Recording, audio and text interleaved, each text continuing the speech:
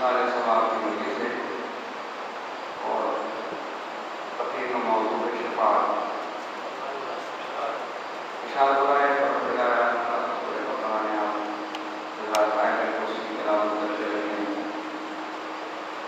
درمیان یہ جو آیت ہے من ذا الذی یشفع عنده الا بإذنہ، کون ہے جو اللہ سے اس کے اذن کے بغیر شفاعت کر سکتا ہے؟ اس کے اذن کے بغیر اللہ سے شفاعت کر سکتا ہے. شفاعت کیا ہے؟ شفاعت کس طرح ہوتی ہے؟ حقیقت شفاعت کیا ہے؟ اور کسے شفیع گردانا گیا ہے؟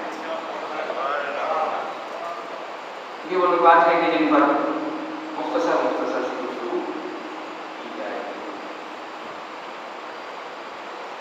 شفاعت کیا ہے؟ شفاعت کے لفظی معنی جو عام انداز سے دی گئے ہیں وہ ہے سفارش.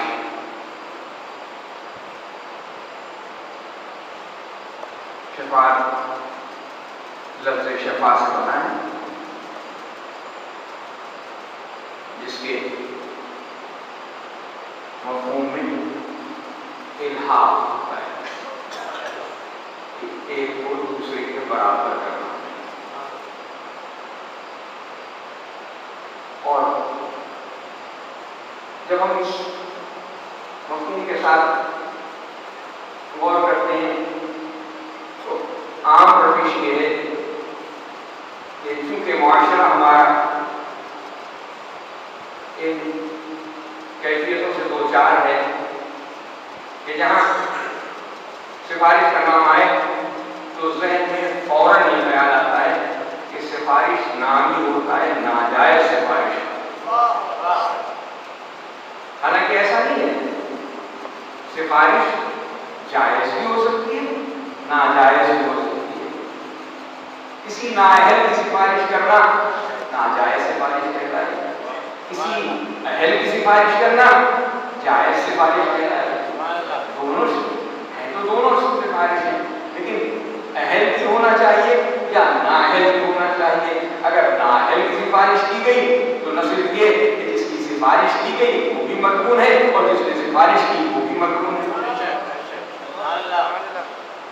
یہاں اللہ نے کہا اس کے پاس شفاعت کا حق صرف انہیں ہے جنہیں اللہ کی طرف سے اذن ملا، جنہیں اللہ کی طرف سے اذن ملا ہوا وہ شفاعت کر سکتے ہیں. تو یقیناً شفاعت کی کیفیت میں ایسی گنجائش ہونی چاہیے کہ شفاعت کرنے والا بھی اس بات کو جانتا ہے کہ جس کی شفاعت کی جا رہی ہے وہ اس کا اہل ہے کہ نہیں، اور جس کی بارگاہ میں شفاعت کی جا رہی ہے وہ بھی جانتا ہے کہ شفاعت کرنے والا کون ہے. اگر کسی ایسے نے سفارش کی، ایسے نے شفاعت کی کہ جسے شفاعت کا حق نہیں ہے تو شفاعت کا سننے والا اسے رد کر سکتا ہے. اور اگر کسی ایسے نے شفاعت کی کہ جس کے بارے میں اللہ نے طے کر رکھا ہے کہ اس کی سفارش کو رد نہیں کیا جائے گا تو پھر وہ شفاعت مقبول ہے. اب عزیزان محترم، اگر شفاعت کا ہر ایک کو حق مل جائے، جس کا جی چاہے وہ شفاعت کرنے لگ جائے،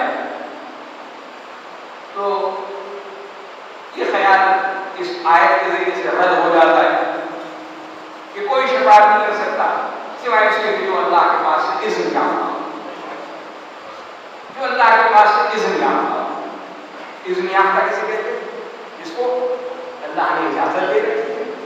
ہماری دنیا کی مثالوں میں کہ جیسے کوئی لائسنس رکھتا ہو،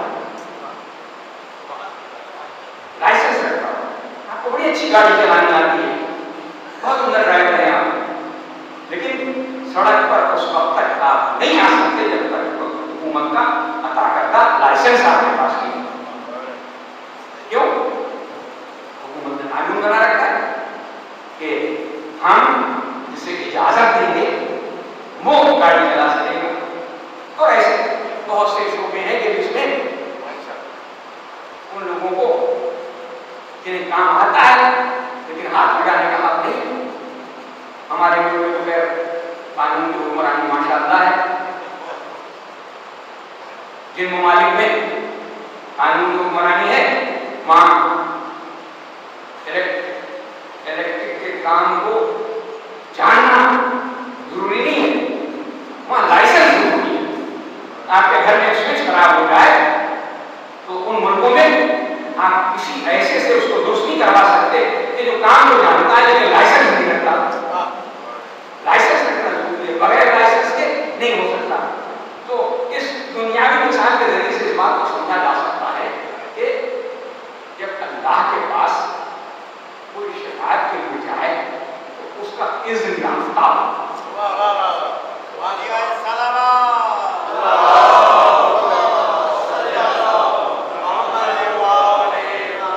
اسے اللہ نے اذن دے رکھا ہو، اسے اللہ نے اس لائق گردانا ہو کہ اس کی شفاعت کو اللہ قبول کرے گا، اس کی شفاعت کو اللہ قبول کرے گا۔ اس لیے اب ہمارا اور آپ کا کام یہ ہے کہ ہم ایسے بندے تلاش کریں کہ جن کے پاس شفاعت کا حق موجود ہو، جنہیں اللہ نے اذن یافتہ قرار دیا ہو۔ ہر ایک اٹھے اور شفاعت کرنے لگے۔ لوگوں نے کہا نہیں، آپ کے اعمال آپ کے شرطی ہیں، آپ کے اعمال آپ کے شرطی ہیں، یہ جو روزہ نماز زکات یہ جو آپ کرتے ہیں یہ آپ کی شفاعت کریں گے، یہ تو شفاعت نہیں کریں گے، یہ تو اگر آپ نے کیا تو پھر آپ کامیاب ہوئے، اور اگر آپ نے نہیں کیا تو آپ ناکام ہو گئے، یہ آپ کیا شفاعت کریں گے۔ بلکہ اگر میں تفصیل میں نہ جاؤں تو ایک ایک جملہ بھی کہوں تو یہ کافی ہو جائے گا کہ نماز آپ کی شرطی ہے، لیکن آپ کو کیا معلوم کہ آپ کی نماز قبول ہے؟ لیکن آپ کو تو نہیں معلوم کہ آپ نماز کو پڑھ رہے ہیں، اور نماز کی قبولیت کے کیا ذریعے ہیں۔ امام شافعی رحمۃ اللہ علیہ سے کسی نے پوچھا کہ آپ آل محمد کے بارے میں کیا کہتے ہیں، تو آل محمد کے بارے میں ان کا وہ شعر مشہور ہو گیا کہ آپ کی مرتبہ داری میں کسی کو کیا کلام ہوگا کہ کسی کی نماز ہی قبول نہیں ہوتی جب تک آپ پر درود نہ بھیجے۔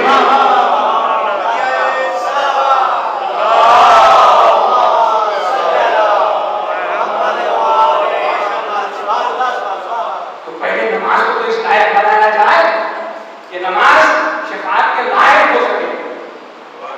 نہ نماز، نہ روزہ، نہ حج، نہ زکات، کوئی عمل ایسا نہیں کہ جس کے بارے میں انسان یہ کہہ سکے کہ ہمیں اس بات کا اطمینان ہے کہ ہمارے اعمال اس لائق ہے کہ ہماری شفاعت کریں، ہماری بخشش کا سامان ہو جائے۔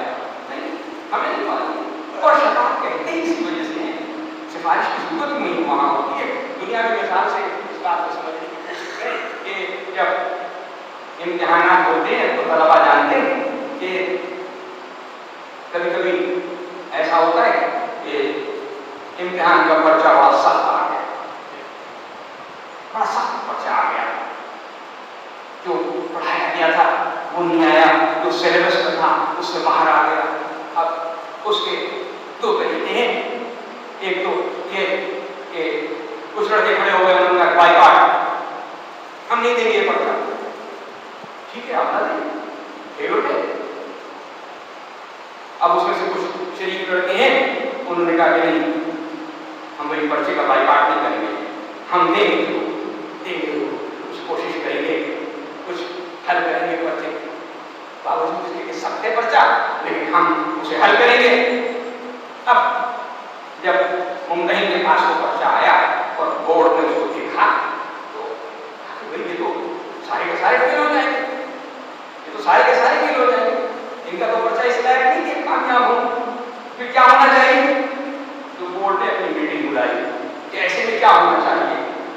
ये तय पाया कि जिन्होंने 30-30 नंबर ले लिए हैं उनको 3-3 नंबर और देके उन्हें 33 नंबर पर पास करना चाहिए। ये सिफारिश बोर्ड ने मंजूर कर दी। अब जिन्होंने 30 नंबर ले लिए वो 3 नंबर ग्रेस लेके कामयाब हो गए। ये 3 नंबर जो ग्रेस के हैं ये कुछ और नहीं है, ये सिफारिश है, ये सिफारिश है। हमने नमाज पढ़ी, रोजे रखे, हज किया, ज़कात दी, सारे अमाल बजा लाए, सारी नेकियां बजा लाए, लेकिन हमारे उसमें हम उस मेयार पर पूरे नहीं उतरे जहां हमें कामयाबी हमारा मुकद्दर हो जाए। तो ऐसे ही हमें जरूरत होती है कि कोई आए और बढ़ गए हम तुम्हारे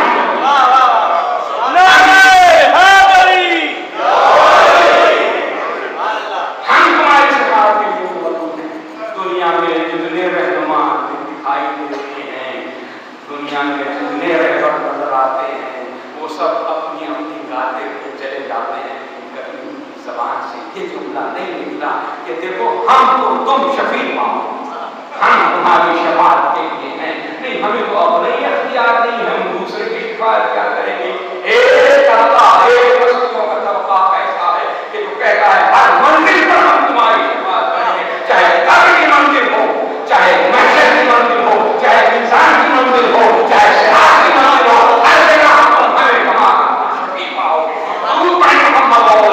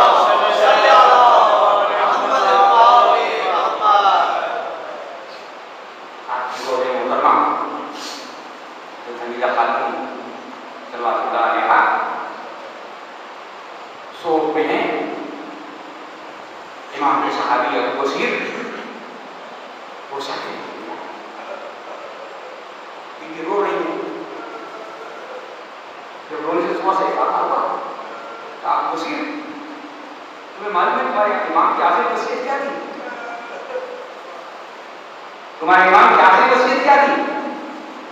क्या शहजादी आप फरमाएं? मैं तो मौजूद नहीं था। क्या जब आखिरी वक्त आया इमाम का तो इमाम ने तमाम अज़ा और अहलियात को जमा किया और जमा करके इरशाद फरमाया, सुनो मेरे मानने वालों से कह दो, मेरे मानने वालों से कह दो कि जो नमाज को सुबह करवाने वो हमसे शफाअत की उम्मीद न रखे। ये वो आखिरी वसीयत थी जो इमाम ने फरमाई, जो नमाज को सुबह करवाने वो हमसे शफाअत की उम्मीद न रखे। अब उनसे शफाअत की उम्मीद न रखे तो फिर किससे शफाअत की उम्मीद रखे? नमाज को सुबह करवाने ये आगाही इनायत की। नमाज तर्क करने की बात नहीं की, नमाज तर्क करने वाला तो जहन्नमी है ही, उसके बारे में गुफ्तगू नहीं की। कल तो नमाज को सुबह करवाने, जो नमाज को कम कर जाए, जो नमाज को अहमियत न दे, जो नमाज के ऊपर दूसरी बातों को अहमियत दे, वो हमसे शफाअत की उम्मीद न रखे। फैसला हमारे और आपके हाथ है। इमाम क्या कह रहे हैं?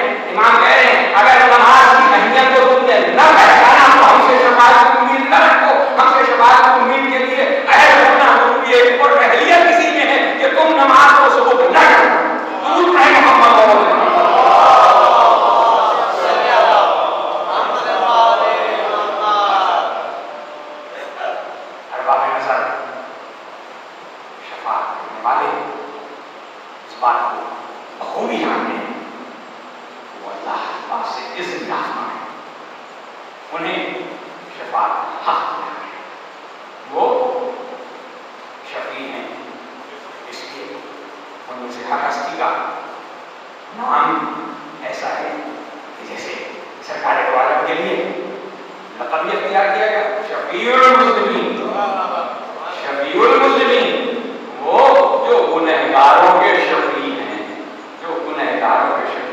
अब گنہگار اس اہلیت کی منزل پر آئیں کہ شفیع المذنبین ان کی شفاعت کریں، تو پھر وہ کون سا اصول ہوگا کہ جس کے ذریعے سے شفیع المذنبین کی شفاعت کو حاصل کیا جائے؟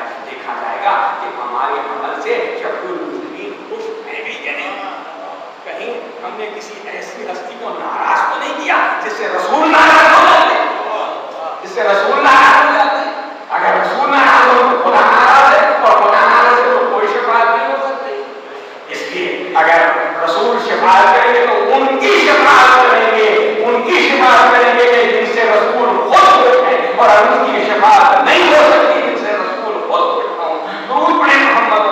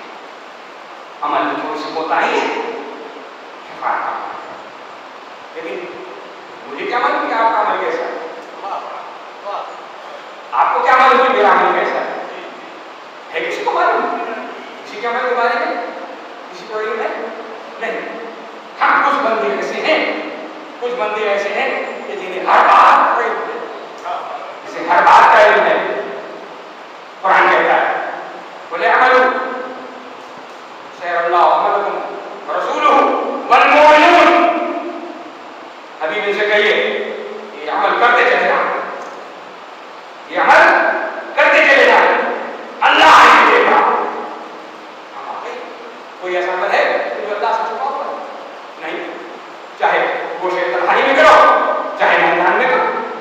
چاہے دن کو کرو چاہے رات کو کرو، چاہے مسجد میں کرو چاہے گھر میں کرو، ہے اللہ دیکھ رہا ہے۔ تو پھر اللہ نے کہا ہوتا کہ بس اللہ ہی دیکھے گا، نہیں، اس نے کہا قل اعملوا فسيرى الله ورسوله والمؤمنون، عمل کرتے جاؤ تمہیں رسول بھی دیکھے گا اور المؤمنون بھی دیکھیں گے، رسول بھی دیکھے گا اور المؤمنون بھی دیکھیں گے۔ تو اس کے معنی یہ ہے کہ اللہ نے رسول کو علم غیب کا اشارہ کر دیا ہے کہ تم چھپ کے بھی کرو تو وہ دیکھے گا، تم آشکارا کرو تو بھی دیکھے گا، تم رات کو کرو تو بھی دیکھے گا، تم دن کو کرو تو وہ بھی دیکھے گا۔ رسول کو بھی یہ اختیار دیا۔ اب ظاہر ہے کہ رسول کو سفارش کہا اس لیے ملا، شفاعت کہا اس لیے ملا کہ وہ اعمال کا نگراں ہے، تم اعمال کیے جاؤ وہ تمہارے عمل کو دیکھے گا اور دیکھ کے شفاعت کرے گا۔ کیوں؟ اس لیے اسے علم ہے کہ تم کون سا عمل کس نیت سے کر رہے ہو، تم کون سا عمل کس طریقے سے کر رہے ہو۔ یہ نہیں کہ وہ ظاہری طور سے کر رہا ہے، اس لیے کہ ساری باتوں کا دار مدار نیات پر ہوتا ہے، انما الاعمال بالنیات، ہر عمل کا انحصار نیت پر ہے، تو نیت کے ذریعے سے پہچانا جائے۔ تو نیت کہاں کسے معلوم ہوتا ہے؟ جو قلوب کا حال جانتا ہے، جو قلوب کا حال جانتا ہے۔ اللہ نے کہا میرا رسول ایسا ہے کہ جو تمہارے اعمال کا نگراں ہے، جو تمہارے اعمال کو دیکھتا ہے، جو تمہارے اعمال کا فیصلہ کرے گا کہ تم شفاعت کے لائق ہو کہ نہیں ہو۔ میرا رسول ہے، میرا رسول شفیع المذنبین ہے۔ تو پھر اس پر اگر اتفاق ہو گئی ہوتی تو اللہ کہہ دیتا کہ ہاں میں ہوں اور میرا رسول ہے، نہیں، اس نے کہا قل اعملوا فسيرى الله عملكم ورسوله والمؤمنون، مومنین بھی۔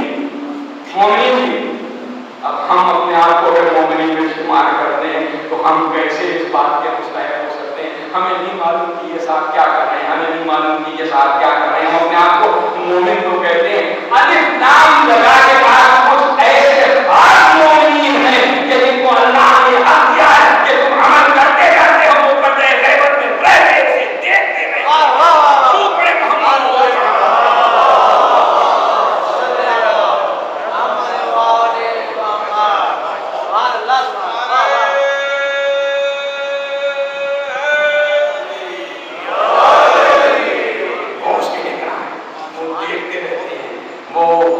تلاش کرتے ہیں کہ تم شفاعت کے لائق ہو کہ نہیں ہو، تم شفاعت کے لائق ہو کہ نہیں ہو۔ تمہارے نزدیک اگر اس بات کا اقرار ہو کہ ہاں ہمارا کوئی دیکھنے والا پردے غیبت میں رہتے ہمیں دیکھ رہا ہے، ہمارے ہر عمل کو دیکھتا ہے، ہمیں اٹھتے بیٹھتے دیکھتا ہے، ہمارے لیے دست کا دعا ہوتا ہے، ہم جب نیک عمل کرتے ہیں تو خوشی کا اظہار کرتا ہے، شکرانہ ادا کرتا ہے، اور جب ہم بدعملی کرتے ہیں تو بارگاہ اقلیت میں آنکھوں سے آنسو بھر کے پروردگار سے شفاعت کی گزارش کرتا ہے۔ مالک یہ ایسے بندے ہیں کہ ان سے خطائیں ہو رہی ہیں، لیکن تو نے مجھے اختیار دیا ہے کہ میں تیری بارگاہ میں سفارش کروں، میں ان کی شفاعت کروں، تو میں ان کی شفاعت کر رہا ہوں، پروردگار تیری بارگاہ میں گزارش کر رہا ہوں کہ ان کے گناہوں کو بخش دے۔ یہ ہے وہ شفاعت کہ جسے اس کا حق انہیں دیا گیا ہے کہ جنہیں اللہ نے اذن یافتہ بندے قرار دیا۔ درود پڑھیں محمد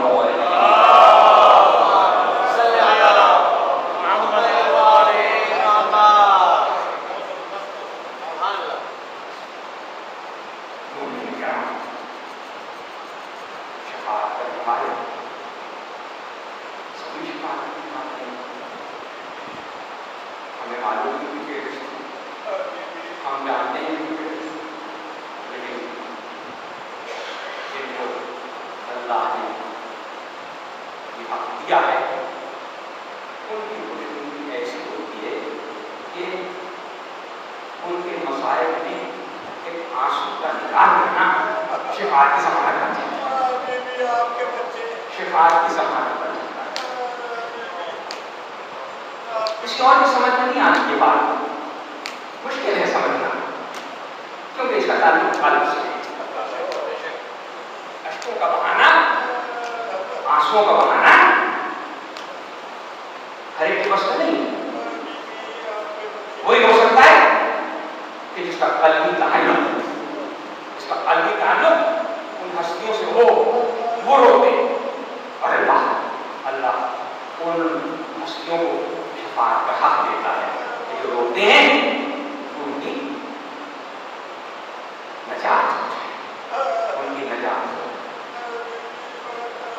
جو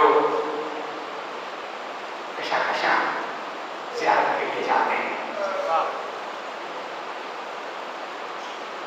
ہر سال فکر آتی ہے، اس سال ہر مہینے 1.5 کروڑ لوگ گئے تھے زیارت کے لیے۔ یہ زیارت کرنے والے کون ہیں؟ یہ وہ ہیں کہ جنہیں اس بات سے تعلق نہیں ہے کہ وہ اپنا آرام خرچ کے جا رہے ہیں، اپنی اولاد کو چھوڑ کے جا رہے ہیں، اپنا مال خرچ کے جا رہے ہیں، پیدل جانے والے ہیں، ان کی تعداد ہزاروں میں، لاکھوں میں۔ کیوں؟ اس لیے کہ رسول اللہ کی حدیث میں یاد آ جاتی ہے، میرے حسین کی جو زیارت کرے گا، میرے حسین کی جو زیارت کرے گا، میرے ایک مقبول حج کا ثواب اسے عطا ہوگا۔ جن بیوی سے یہ بیان کر رہے تھے انہوں نے تعجب کیا، آپ کے حج کا ایک ثواب، کہیں 2 حج کا ثواب، 2 حج کا ثواب، کہیں 4 حج کا ثواب، 4 حج کا ثواب، 10 حج کا ثواب، بڑھتے بڑھتے 90 تک پہنچی کہ میرے حسین کی جو زیارت کرے گا اسے 90 حج کا ثواب ہوگا، میرے مقبول حجوں کا ثواب اسے عنایت ہوگا۔ اس لیے وہ جاتے ہیں، اس لیے وہ جاتے ہیں، 1.5 کروڑ انسان اپنے رسول کی خوشنودی کے لیے جاتے ہیں کہ میرے رسول اللہ آپ کے حج کا ثواب ہم حاصل کرنا چاہتے ہیں، اس لیے زیارت کے لیے جاتے ہیں، اس لیے زیارت کے لیے جاتے ہیں۔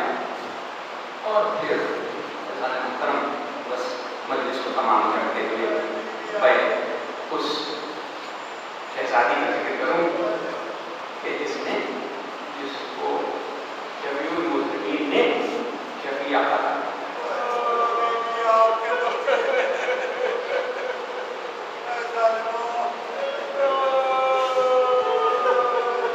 شہزادی سے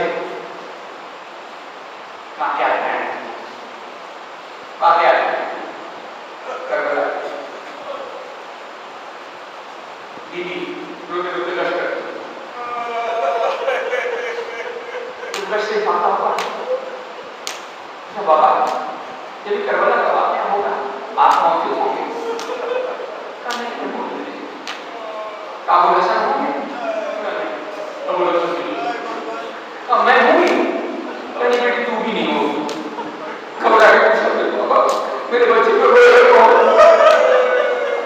میرے بچے کو روئے لگا ہوں، کہا بیٹی غم نہ کر، بیٹی غم نہ کر، خدا ایک ایسی قوم مہیا کرے گا کہ جس کے مرد حسین کے مردوں کو روئیں گے، جس کی عورتیں حسین کی عورتوں کو روئیں گی، جس کے بچے حسین کے بچوں کو روئیں گے۔ شہزادی کا اشتراک ہوا، کہا بابا پھر میں وعدہ کرتا ہوں، بابا پھر میں وعدہ کرتا ہوں کہ میں اس وقت تک جنت میں نہیں جاؤں گی جب تک میں اپنے حسین کے رونے والوں کو جنت میں نہ بھیج دوں۔ بیوی نے وعدہ کر دیا، بیوی نے وعدہ کر دیا،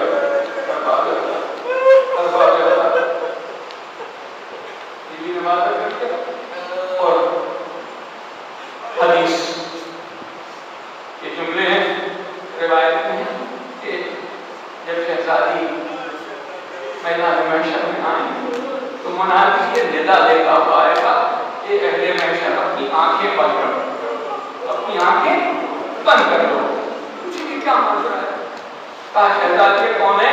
فاطمہ زہرا تشریف لا رہی ہیں، فاطمہ زہرا تشریف لا رہی ہیں۔ پوچھنے والے نے رسول اللہ سے پوچھا یا رسول اللہ کیا مردوں کے علاوہ عورتوں کو بھی حکم ہوگا کہ عورتیں بھی اپنی آنکھیں بند کر دیں؟ کہا ہاں عورتوں کو بھی کہا جائے گا اپنی آنکھیں بند کر دو۔ پوچھا یا رسول اللہ عورتوں پر تو پردہ نہیں ہے بیوی سے، مردوں سے تو کہا جائے گا مرد اپنی آنکھیں بند کر دیں، عورتوں سے کیوں کہا جائے گا؟ تو ارشاد فرمایا میری شہزادی اس عالم میں آئے گی کہ کوئی عورت اس کو دیکھ کے برداشت نہیں کر سکتی، ہاتھوں میں 6 مہینے کے بچے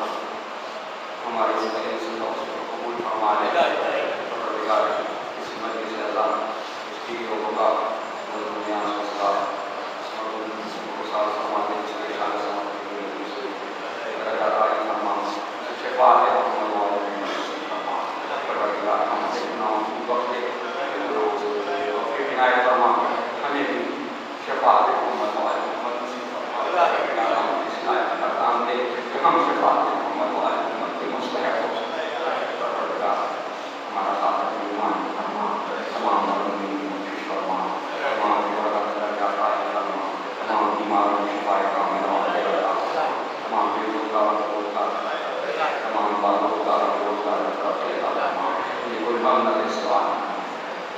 روزگار پاکستان کو استحکام کا ہماری ملت کو متحد فرما محمد والی مدد حکم کو تمام کی طرف دیتا دشمنان ہمیشہ ختم